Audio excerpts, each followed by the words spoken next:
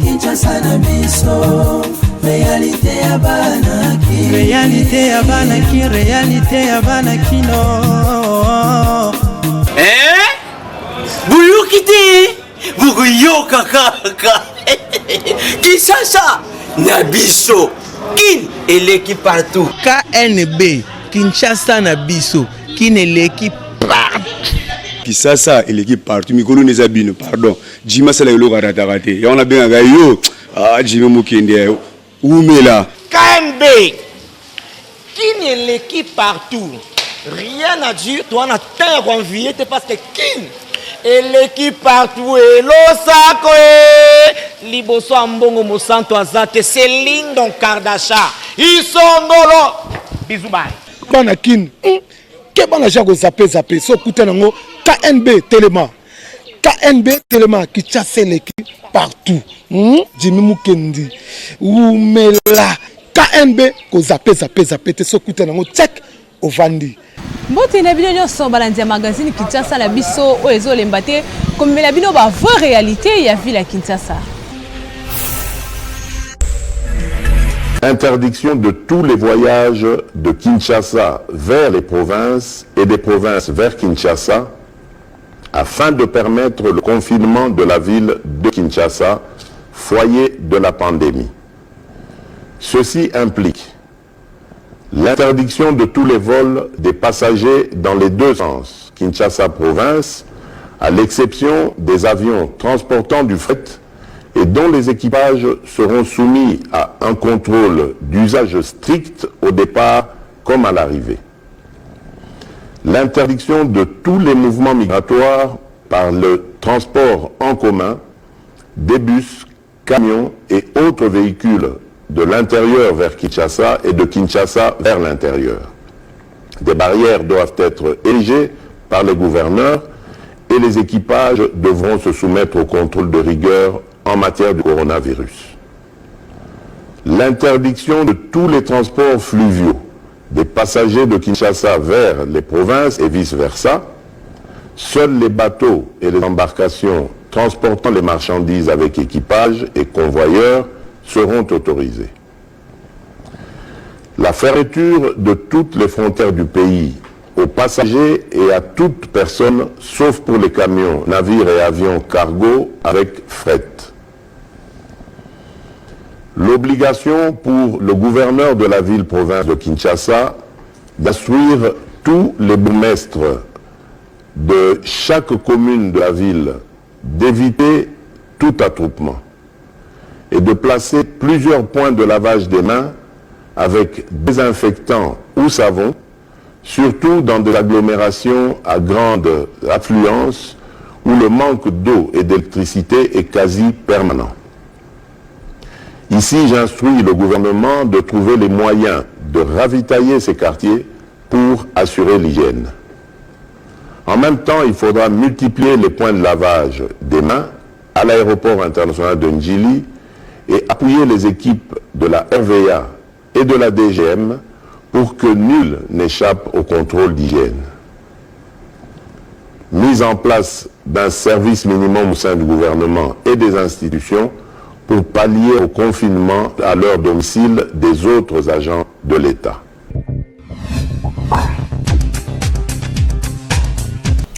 Na cadre ya lutte contre pandémie au Covid-19, opération à décontamination, ezalaki lancé bandaki lelo jeudi 2 avril et bandi na immeuble du gouvernement au ezwami na Royal na commune ya Gombe. Alors ekozala durer pendant 6 jours, pe misala ekozonga à partir ya le 7 avril prochain. Pour commune ya Gombe ezali considéré comme commune le plus touchée na Covid-19.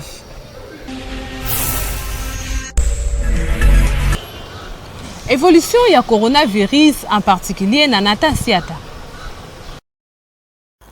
Pandémie oyo Covid-19 ezo continuer ko terroriser mokili uta ekota na République démocratique du Congo depuis le 10 mars oyo eleki. Na rapport na bango ya lobby le 1er avril 2020, bandeko ya INRB oyo ezali Institut National de Recherche Biomédicale balobi ke 14 nouveaux cas et bakisami na liste ya 109 oyo tozalaki nango. Na 14 cas yango 13 ezali local, c'est-à-dire bandeko oyo bazalaki contaminé na ville ya Kinshasa, pe moko ezali ya Goma. Jeudi le 2 avril oyo ministre provincial ya santé a précisé que ndeko oyo azali mwana mobali pe sujet français ya 53 ans oyo autaki na France akomaki na Goma le 18 février alekelaki nzela ya Kigali na Rwanda via barrière oyo tiama na frontière entre Rwanda na Goma.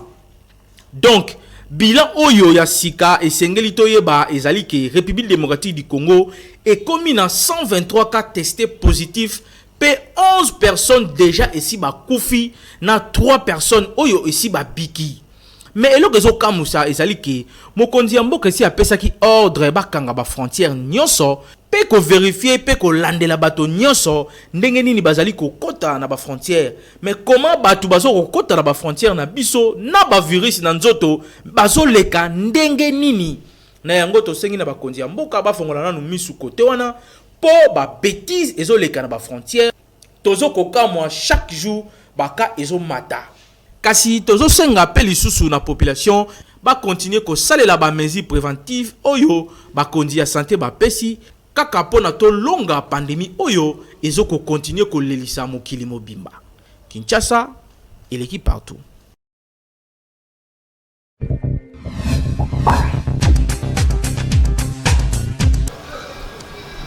Beltesco toujours dans le cadre ya kosunga population a salé biso le Africa Jos o ezoteka partout na ville ya Kinshasa.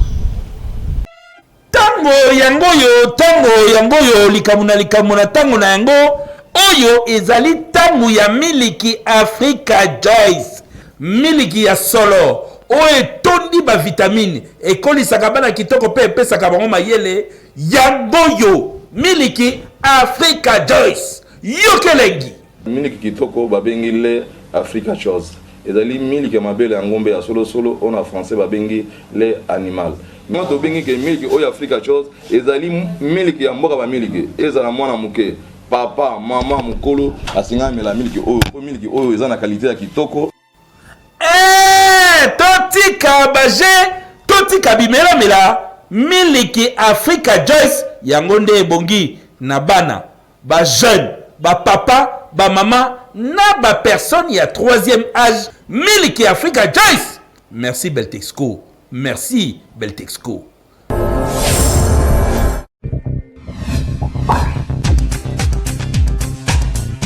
Coordonnateur ya magazine Kinshasa na biso Jimmy Mukenzi atie espace gratuit na mutu nyonso o aza na message ya sensibilisation contre coronavirus. Bandeko na ngai ya Kinshasa, bandeko na ngai ya République démocratique du Congo, boyebi que l'heure est grave, mboka na biso ezali na souci, tozali na problème o ekweli biso à travers le monde entier, likambo oyo ya coronavirus. Ndeko congolais respecter ba consigne nyonso epesami na bakondi. Ba consigne ya hygiène esengeli toyeba ndenge nini toko repousser yango parce que ezali kosala déjà ba mort bozali koyoka o ezali koleka na Italie. Yango na biso en tant que ba leader d'opinion, biso en tant que ba serviteur na bino auto serveur bino à travers ba média na casquette nanga ya coordonnateur ya magazine Kinshasa na biso na ko annoncer bino boye. Bato nyonso tope ba autorité nyonso oyo bazali na message lié na coronavirus pour la sensibilisation, c'est-à-dire bozala une association, bozala structure, bozala individu, message na yo oyo ezali ko kende na sens ya ko sensibiliser bandeko, na sens ya ko appuyer riposte oyo tozali ko sala awa na magazine na bino KNB ekoleka gratuitement. KNB magazine na bino Kinshasa na biso et ko continuer ko servir bino ndenge elongo bani boyebi ke bolandaka biso chaque jour à partir de 18h30 na Show TV, à partir de 19h30 à PIC TV et puis à partir de 20h30 na Baraka TV. En rediffusion toyaka à partir de 10h30 na Baraka, à partir de 11h30 na Show TV et à partir de 14h na PIC. Donc message joana topé ba encouragement au boko ko encourager bandeko par rapport ya temps autres vous allez ko passer bokoki kotindela biso yango à travers numéro oyo eza affiché na ba ya écran na bino numéro ya KNB WhatsApp na biso kozala polele pona koyamba ba message na bino sinon soki bomoni ke nécessité ezali ke ba équipe na biso oyo ezali à travers Kinshasa Mobimba eya kuna tokoya kozwa ba image wana nyonso boko sala to pe ba message boko sala pona coronavirus pona lutte to pona ko informer bandeko to lekisa yango gratuitement to respecter ba consigne ba kondi et puis biso nyonso to longa coronavirus. Artiste et comédien Fiston Saïsa a sali pe message en sensibilisation toujours pour lutter contre la maladie à coronavirus.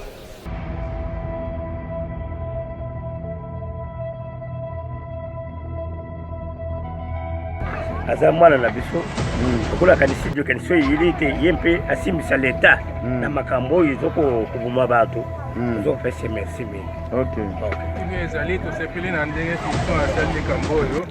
c'est une façon de participer na ba mesure au gouvernement asali OK parce que sensibilisation eza partout bazo sensibiliser bato basala musala OK pour la vie initiative wana ça. Merci beaucoup. Ça sert à rien au tchaba carton soso na ndako soki moninga no azo souffrir. OK. Ça sert à rien yo sukula maboko malamu soki moninga sokoli malamu te après soka bokono. OK. Na mona ba malade mais ya boyena na mona te. OK. Soki toza ko déclarer yango guerre. C'est que ça penza guerre. Faut pas l'en donner exemple penza ko. Tala ka yempo moninga te na oya maninga bala zana o ka tala ba gouverneur musu basali yango te. OK. Ba député bel. Bokono yo non na monate eloko ezokabwama lokola nguba. OK. Komoni ngana yebi ke eza elo musu eza lisumu bato masumu na masumu bato nzambe na nzambe. OK. Mais malade ezokipe te ndumba ko pesa ngo maser sangwa ko pesa ngo sheki. OK. Chinois ko pesa ngo français église kangami ba restaurant kangami ba baleka donc eza jésus. Tosokola maboko ezali ofele ya mbongo te. Sokola maboko pona kobenga na bokono ya coronavirus. Tosokola maboko tangu nyonso na savon. Sokola malamu penza. Balobi tosokola maboko tango iso na sabuni pona kokima bokono ya coronavirus. Garder distance ya 1 mètre na lisolo ya moninga. Bolata ba masque na ba place ya ba foule ebele boye. Kobosana te. Soki eloka kosala ezali te tika koyengayenga na magasin kitambo pana na ndako. ONG Œuvre de la Foi ezali dirigée par Maman Francisca Kimbembe batie ba sodo na ba savon na nzela pour na ko aider population toujours pour la lutte contre le coronavirus.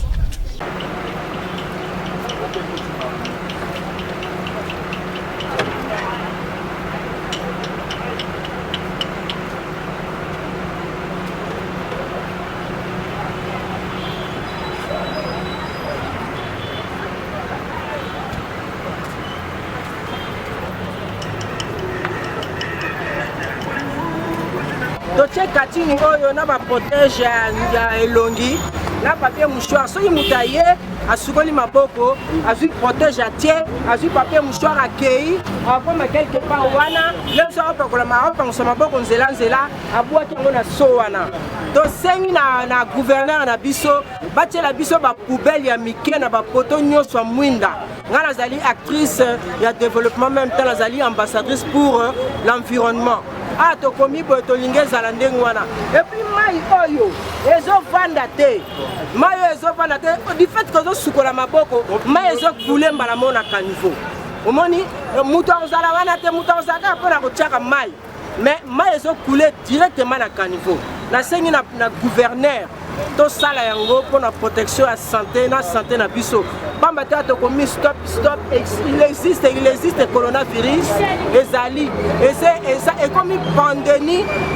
ya monde ezoboma mais soki biso nyonso tozwi mayele mpe makanisi ya kosala yango lokola ONG Œuvre de la Foi tobayi ndeya na katine publique boye ya lavage ya main na savon mais totie savon na kati mbala moko eza te ke oya osimba sur savon non biso savon eza à l'intérieur soko sisi ozwi papier nango mouchoir okei nango papier yango oyo na oyo kende nango ndenge ONG Œuvre de la Foi tieli bato soko komi quelque part kuna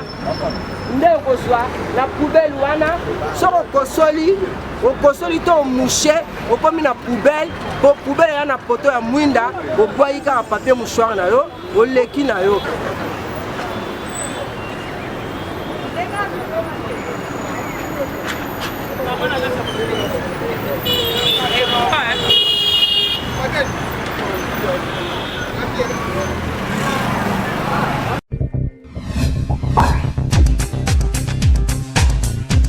bakende ba déplorer comportement ya ba famille ebele ba koma na système soki papa akufi okomona bango na sima ba récupérer biloko nyonso bana batikala lelo côté boyo ka bango ndenge ba réagir na micro ya Hervé Zakana Myriam Mankala. Na mabota ebele ezalaka soki papa akufi famille na ye bakoya kobotola bana biloko nyonso voire même na lopango oyo tata na bango moko asombela bango bana batelengani na balabala bakomi ba phaseur bakomi koyiba nyonso wana likolo ya motema mabe ya famille ya papa na bango. Omoni tango papa lukaka biloko eza pona famille na ye famille ya papa eza bano ya boti sikoyo soki ezake papa luki biloko pona bana na ye bino bandeko ya mobali tango mobali akufi biloko ozwa ngo monte botika bana na pasi exemple papa tiki lopango bino boto lopango bana bakomi ba fazer bana bakomi kotelengana eza vraiment kitoko te pona ngai. Omoni surtout nous les Africains biloko wana eza trop mais pona ngai papa soki akufi biloko etikala ya bana bandeko nanga baza na droit même ya kotia mosapite na biloko o ngana tiki parce que ndeto bota makaboye mutu na mutu faut asala effort na ye ya kolukela bana na ye quelque chose un jour akotikela bango parce que Bible est clair et raison loba na biso que papa oya kotikela mwana ne mabele bana na ye mabele te akozala juger un jour alors na moment eroza na bon moy faut oluka o se pulmoner pour un jour bana no bazala bien biloko wana eza ya biloko zo somba eza ya bana na yo eza ya famille na yo te nga loba kaka na kamwa ba papa leki mususu te ba papa kulutu mususu ye sanga so jusqu'au eloko neti ya papa oyanga papa na biso asala effort pour na biso yo sko papa leki yo falo sa effort pour na bana yo bandi ko wela oya papa na biso sko yebisanga soki yo zwi oya papa na biso pour na biso yo zwi yango opesa oni do opesa bana yo o mati ko olukela bana ba malédiction bato surtout na biso ba besingombe bakongo babesi ngombe mitema mabe ngala bisa momoko boye na bibisa ngote ka izala nini keto donc alingi eloko ate ayete donc tala batu wa bongo ba mitema mabe mingi awa na Kisasa balobaka eza motema mabe d'une part à d'autre ngai na mona kabango na pesa bango raison pona nini Constance qui osali na Kisasa babayeres baleki babayer na montant et akapona nini ebele ya ba mama na bana bakoma ko se comploter soki bamoni papa azali na biloko azana mbongo ba se comploter lokola bana bayebi ke baza ba héritier ya biloko ya tata na bango babomi tata na bango soit na kindoki soit basaleli mabe babomi tata na bango po bango batikala na biloko wana famille ya tata na bango ba perdre mais eza biloko moko ya bien te na bandeko oyo bakutanaka na makambo wana ba famille ba papa na bango na conseil bango boye soki bomoni ke ba parents na bino bakufi et que botika na ba bien moko boye matériel bandeko papa na bino bakomi koya ko agresser bino botambola malembe ti na justice bokokuta bakonzi ya l'état bazawana bakopesa bino bavocat oyo bakolandela procédure wana alors bokoperdre eloko moko te totikaka nde kobanga eloko esalaka biso tamusuma flus moko boye te toza africain tamusuma banda kolia biso tokosila ndoki babanga te soko za mwana nzambe okobanga ndoki te tambo na procédure wana eza bomengo na bino ya papa na bino alukoki mpo na bino bango mpe soki baza bandeko ya papa seki bape baparent na bafamille na bango baluka mpe mpo na bana na bango oyo wana eza ya bino bobangaka eloko te kindoki ekosala eloko te liwa ya moto otaka na maboko ya nzambe soki obangi ndoki seki ye moko ofungoli porte d'entrée soki baagresse bino bokoma na l'état bakozwa ata eloko moko te pourcentage na bango soki biloko oyo parent atikaki etekami ezalaka 25% oyo famille ya papa bakoki korécupérer mais c'est pas que baya babengana bino lokwa banyama moko boye soki bolandi conseil wana ekosala bino bien mais soki bolandi yango te vous allez perdre et puis botikala bayolela na code ya famille bandeko ya mowei bazwaka 25% ya biloko ya ndeko na bango kasi mutu nyonso esengeli alukaluka mpo na bana na ye ntango aza nanu na bomoi kozela te ndeko na yo akufa mpo oyo akobimisa misu na biloko oyo atikeli bana na ye oyo tosalaka na se efutamaka na se lobi mpe yo kokufa ya yo bana mpe bakosala bango oyo osalaka bana ya bato. Kinshasa eleki partout.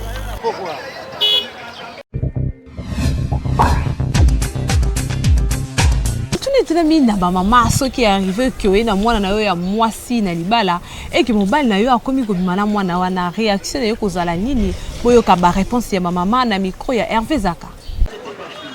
Kinshasa ezo continuer ko yinda po ba makambo ezo lekana ba mabala misusu il faut ko lukela yango kombo. Ba papa ebele ba koma soki mwasi na ye aye na libala na mwana ya mwasi okoyoka kala mingi te akomi kobima na mwana yango. Situation oyo epesaka pasi pe mingi ekabolaka mabota na ba mabala. Tokutana kina quelques mamans na balabala ba réagisaki boye na micro ya KNB. Opesaka conseil po ya libala, soko boma libala, yemdo oyeba. Seba ko boma te yo me yo okozwa le devant te opesa. Teke boma ka libala. Faut pas tout na mona lo nyongo etinda ki mbaina bima na muto se mama ne soki nani. Teke pa ndo to ni mbaina ne malamu te, o mbali batonda. Ya malamu te vraiment eza mabe po kamwe déjà mama na mwana olia makolo sona soso papa sala makambo bongo fo batika po eza kokosa famille na désordre ya bato mama na mwa ba koyoka na su te tili wala ba parce que mama bimi na mbali ya mwana mwana pe ayoka na pe su te na mama na ye mais batika bizela bongo eza malamu te eza mabe il faut que tout na mwana e badi boni ya koma kotambola na papa po papa mosusu akozaka na mamotindo ya mabe akoloba na mwana na kopesa yo boy ou bien na kobenga na yo olongwa awa soko ndimi nga na nyonso ndazala mobali ozala mbanda ya mama na yo bana kopesa yo nyonso mikasi mwana ya mayele efo ya kufunde pa mama na ye eza malamu te batike eloko wana eza lokola satana il faut que tu dises satana ke musika tango mwasa ye na mwana zoeka lokola mwana na yo moko en tant que maman bon réaction à ngal boso tant que na mwasi na sika makasi mobali na za confiance na ngate alingi ngate na ko vana na libala na te poso na lobi lelo na tiki mwana ngate na ko tinde na famille avec na libala na za toujours mana laisse mwana na libala na 26 mwana ndako le roi to mama to bimaka na kozana confiance à mwana te na obanga peut-être mwana ebisinga vérité na mwana mwana na okosa bona za la laisse na kozwa mwana ngala mwana ngato bana tiki bala na poso mbala linga inga anga na mwana te tanga bina mwana seka linga mama ta considérer nga mwasi comme mwasi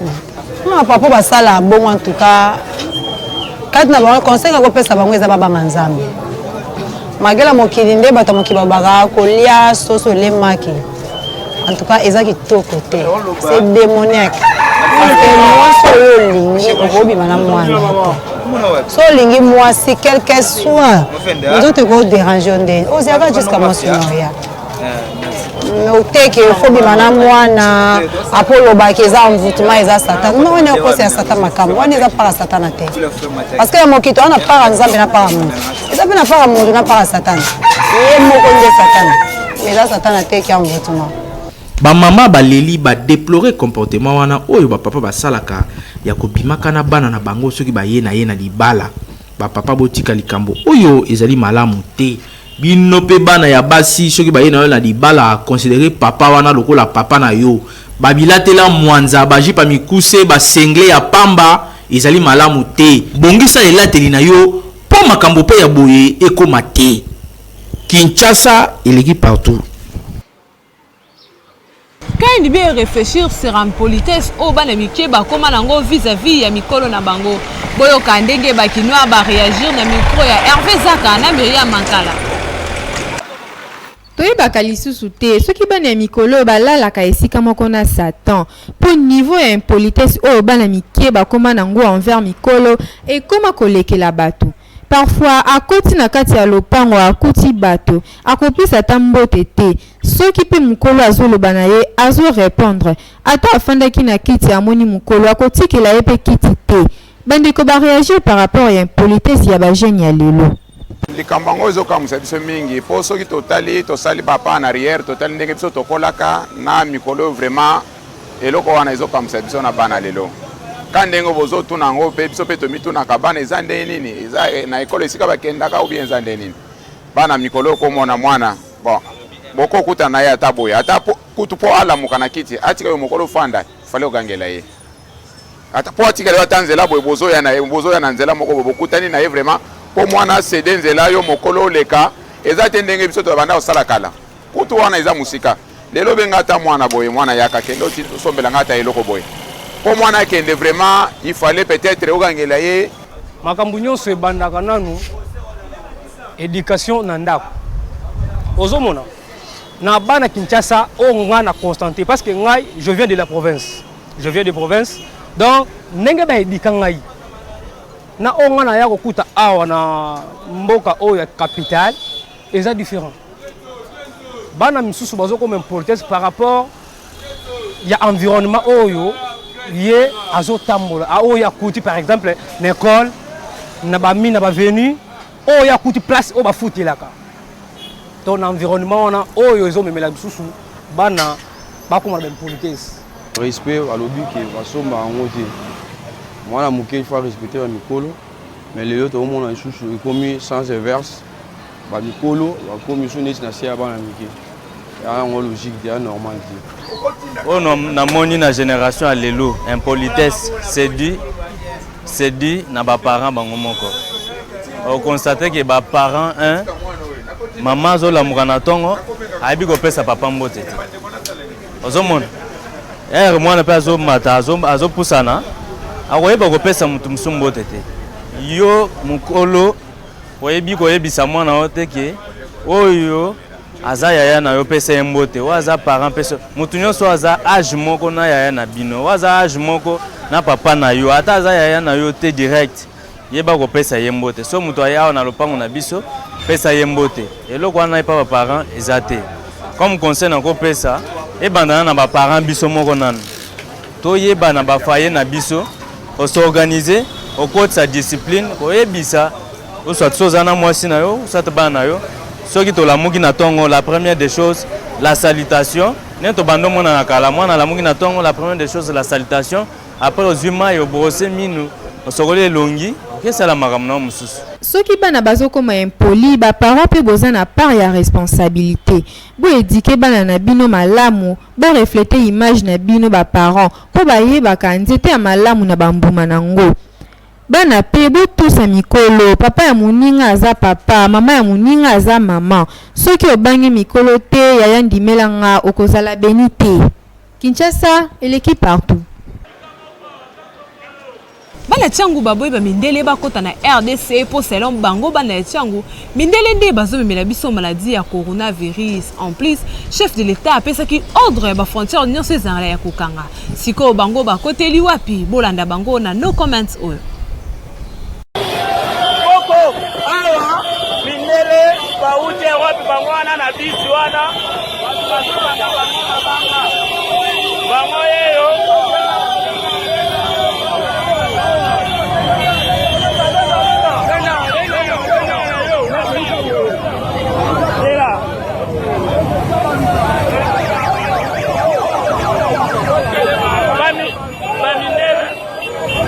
journaliste badiloko boye na koora tango te batu bazobamba bango mabanga olobi wana banani bazonga olobi nini ndeko sikoposa na bino eza nini bazonga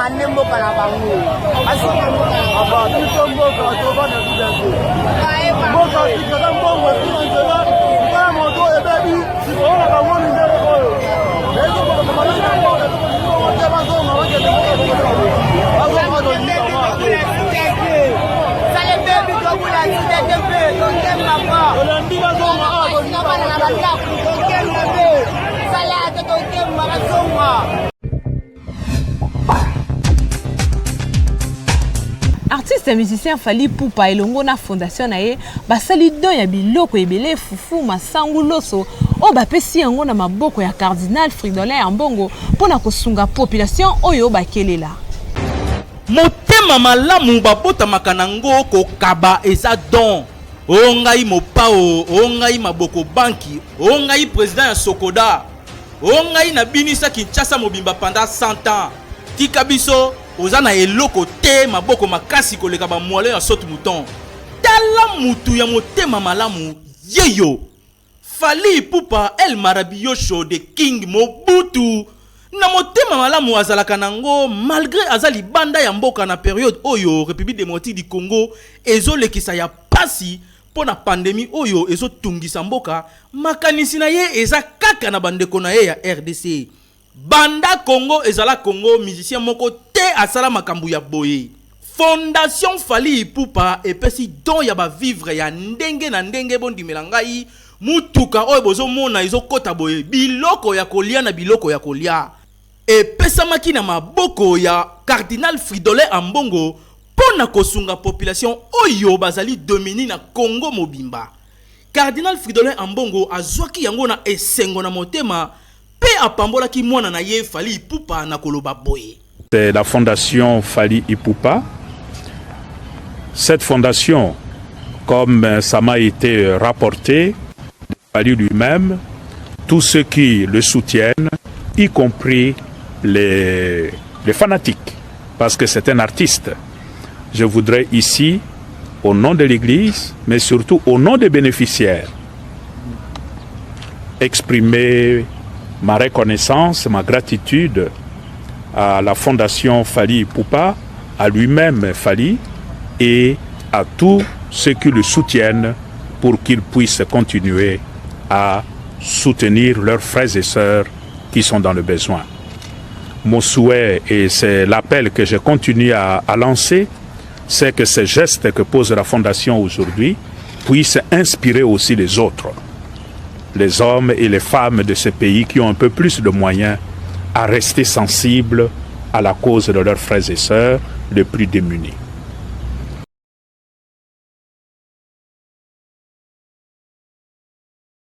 So bomona ma sœur moi tout na ngai kanisa kutuke na za musulman ebisinga ya bino soki ozana bandeko ya musulman pe oyo ebi ata mukondi moko to linite eleka par ba voix na biso poto so la rapena na bango bino boro ko yana bango ba ebisa biso pe bandeko musu ya ba musulman comme ba confession religieuse mususu na catholique maman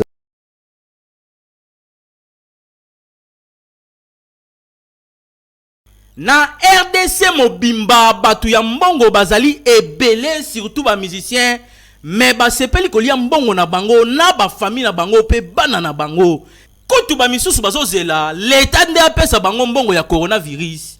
kasi Fally Ipupa alakisi ki motema malamu azalaka nango après concert na ye ya Bercy oyo ebele ya batu balingaki ebeta te tala mbongo nango misala ezosala yango yo ebongo bino ba combattant biso lokola bino il faut encourager ka batu ya boye Fally Ipupa merci.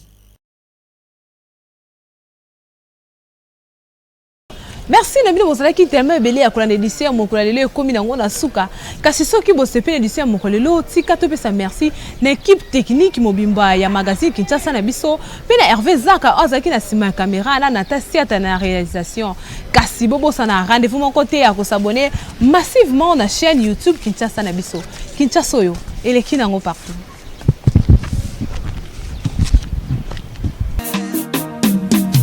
Magazine,